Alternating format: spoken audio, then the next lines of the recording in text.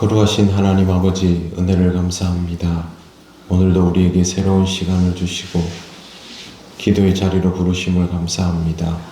말씀을 따라 기도의 자리로 나갑니다. 성령께서 우리를 인도하여 주옵소서. 예수님 이름으로 기도드립니다. 아멘. 찬송가 314장 하나님께 찬양드립니다. 내 구주 예수를 더욱 사랑 엎드려 비는 말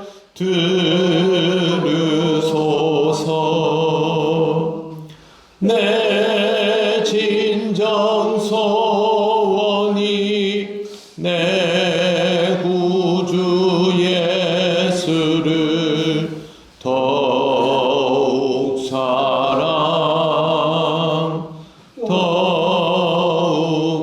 사랑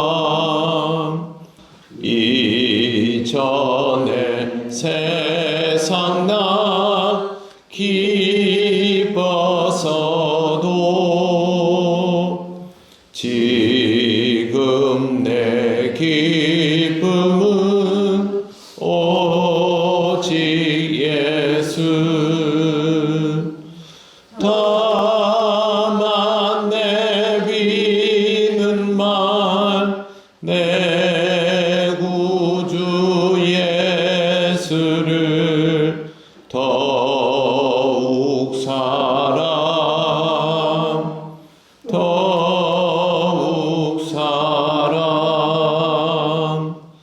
이 세상 떠날 때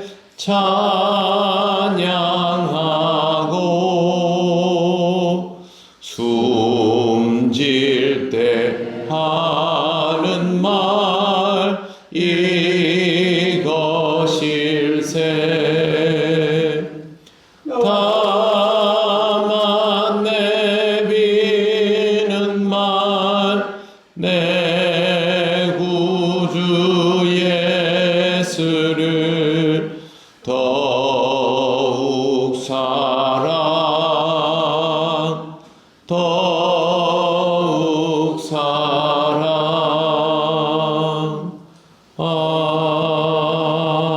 아멘.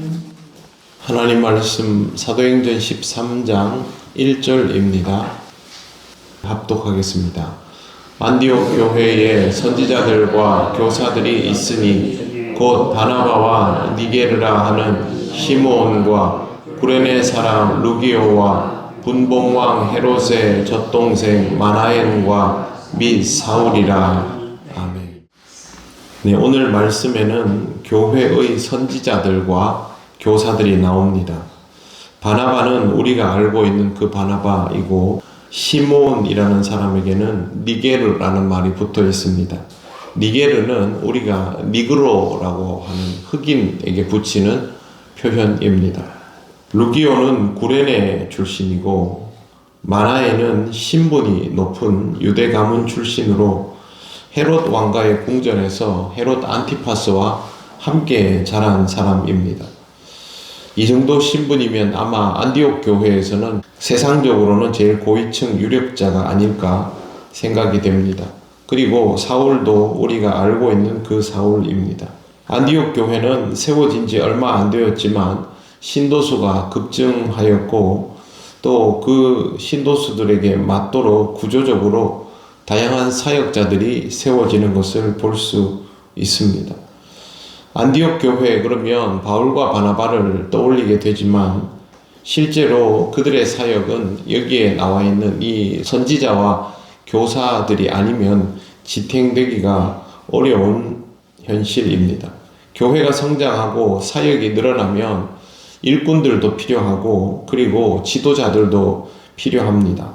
그런데 가장 중요한 역할이 선지자와 교사입니다.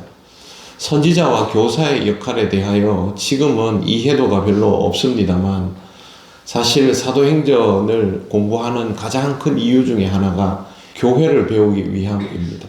선지자와 교사의 역할을 통해서 교회에서 무엇이 중요한지를 볼 수 있습니다.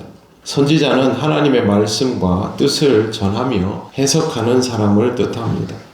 선지자의 직분도 사도의 직분과 마찬가지로 초대 교회 시절에만 존재했던 한시적인 직분입니다. 이 직분은 교회가 든든히 서가고 성경의 기록이 완성되면서 사라지고 다른 직분으로 대체되었습니다. 그 시절에는 가장 비중이 있던 직분이 완전히 사라지고 다른 것으로 대체되는 것에 대해서 좀 의아할 수도 있지만, 직분이라는 것은 주님의 몸된 교회를 위하여 또 주의 말씀을 보존하기 위하여 존재하는 것이기 때문에 얼마든지 사라지거나 대체될 수도 있습니다. 교사는 가르치는 사람을 뜻합니다. 지금 교회학교의 교사와는 다른 직분입니다. 탁월한 지혜로 하나님의 뜻을 분별하여 교회의 구성원들을 신앙교육시키는 사람이 교사입니다. 선지자와 교사를 통하여 이루어진 일은 이를테면 이렇습니다. 선포되는 말씀을 성도들이 듣고 신앙에 대하여 지속적으로 교육받고, 이 두 개입니다. 이 두 개가 실질적으로 교회의 신앙적인 내용을 구성하는 기둥이라고 볼 수 있습니다. 선지자를 통하여 선포되는 말씀을 듣는 것이 중요한 이유는 하나님께서 그 선지자를 통하여 지금 우리에게 말씀하시기 때문입니다.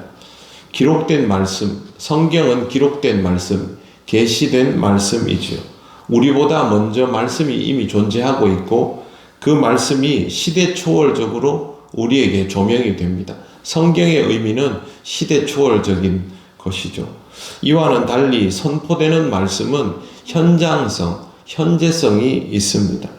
말씀을 선포하는 사람은 한 명이고 듣는 사람은 다수이고 말씀의 내용도 한 가지인데 그 말씀을 듣는 다양한 사람들이 각각 다른 처지를 살아가고 있으면서도 그 말씀에 함께 은혜 받을 수 있습니다.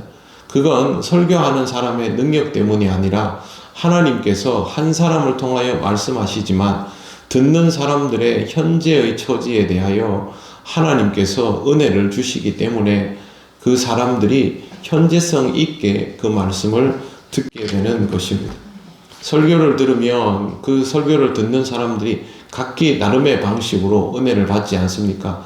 그런데 설교자가 누군가를 의식해서 설교할 수는 없습니다. 그리고 설교자는 설교를 듣는 사람의 처지도 모릅니다.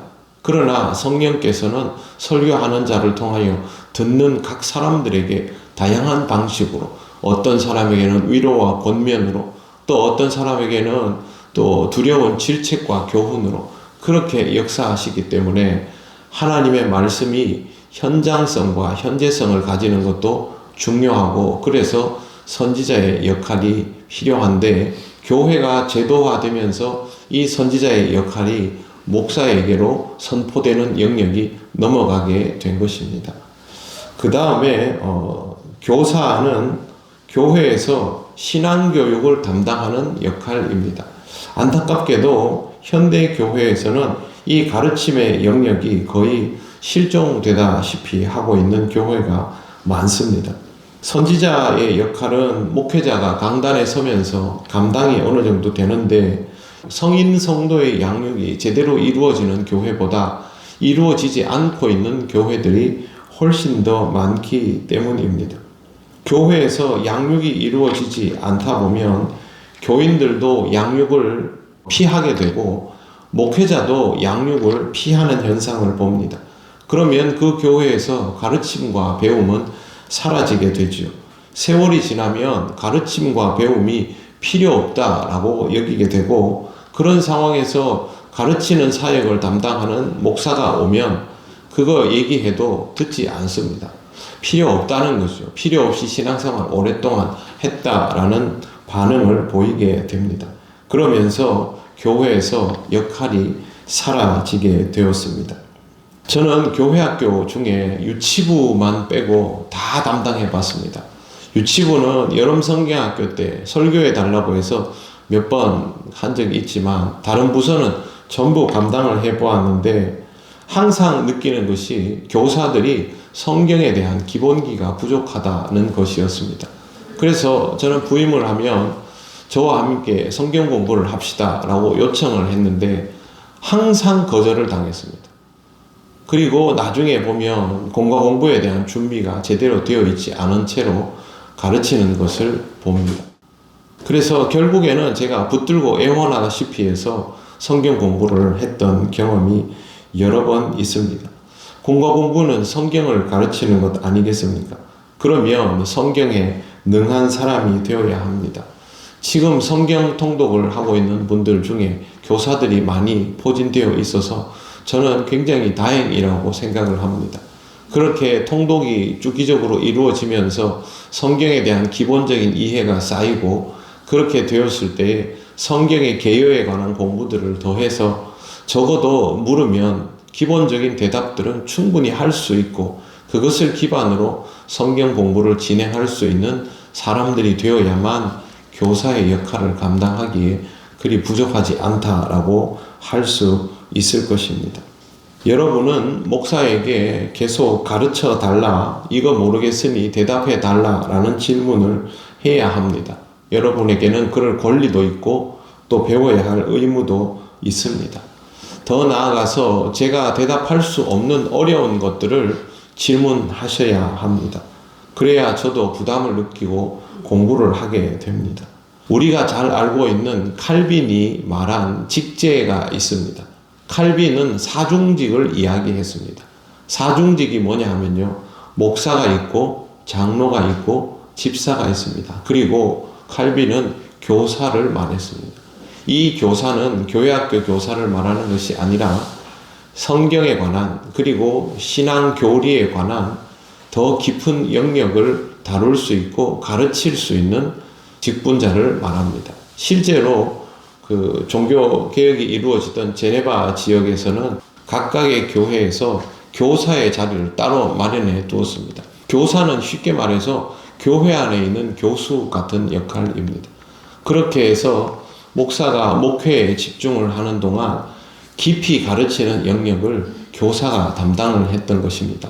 그것이 장로교로 넘어오면서 존 녹스가 이 교사의 역할을 목사에게로 이첩을 시키면서 목사의 비중이 늘어나게 되었는데, 문제는 목사가 공부를 하면서 전문적인 영역을 가르치는 것이 현실적으로는 쉽지 않게 되었다는 것이죠. 지금도 대형 교회를 보면 주변에 있는 신학대학의 교수들을 초빙하여서 그런 강좌를 꾸준히 개설하는 모습들을 볼 때가 있습니다. 그런 대학 교수는 아니라 할지라도 전문적인 식견을 가지고 이론적인 교육을 해줄 수 있는 전문가가 교회에 꼭 필요합니다. 어떤 형태로든 교회에서 성도의 교육이 제대로 이루어져야만 하기 때문에 그렇습니다. 교회가 건강하려면 말씀이 선포되는 것과 말씀이 가르쳐지는 것이 항상 있어야 합니다. 그래야만 이것이 교회의 든든한 기둥이 되고 성도들이 교회를 구성하는 견고한 벽돌 같은 역할을 하면서 교회 건물이 든든해지는 것처럼 교회도 든든해지는 것이죠. 교회의 성장은 영적 성장을 통하여 이루어지는 것이지 부피가 커지는 일이 아닙니다. 부피가 커지는 일은 그냥 팽창하는 것인데 자칫하면 풍선에 바람을 불어넣는 것처럼 되어버릴 수 있습니다. 교회는 성도 한 사람 한 사람의 신앙적인 성숙을 통하여 성장하게 될 때 부작용이 생기지 않습니다. 그러기 위해서는 저와 여러분이 신앙적으로 더 성장해야 합니다. 말씀을 게을리 보지 마시고 열심히 읽으시고 성경 공부, 신앙의 공부를 열심히 하시며 항상 선포되는 말씀에 귀 기울이셔서 지금 이 시간 나에게 말씀하시는 하나님의 음성을 들으시는 은혜를 누리시고 영적인 성장을 이루어 가시기 바랍니다. 기도드리겠습니다. 하나님 은혜를 감사합니다. 우리에게 주시는 말씀을 통하여 날마다 우리의 삶이 조명받게 하시니 감사합니다. 오늘도 우리에게 주시는 이 말씀을 따라 하루를 살아갑니다. 하나님의 말씀을 늘 기억하며 그 말씀을 배우고 익히며 신앙의 성장의 길로 나아가게 하시옵소서. 우리 교회가 우리의 성장을 통하여 영적 성장을 이루어가기를 원하오니 성령께서 우리와 함께 하시고 우리를 인도하여 주옵소서. 감사드리며 예수님 이름으로 기도드립니다. 아멘. 하늘에 계신 우리 아버지의 이름을 거룩하게 하시며 아버지의 나라가 오게 하시며 아버지의 뜻이 하늘에서와 같이 땅에서도 이루어지게 하소서. 오늘 우리에게 일용할 양식을 주시고 우리가 우리에게 잘못한 사람을 용서하여 준 것 같이 우리 죄를 용서하여 주시고 우리를 시험에 빠지지 않게 하시고 악에서 구하소서. 나라와 권능과 영광이 영원히 아버지의 것입니다. 아멘.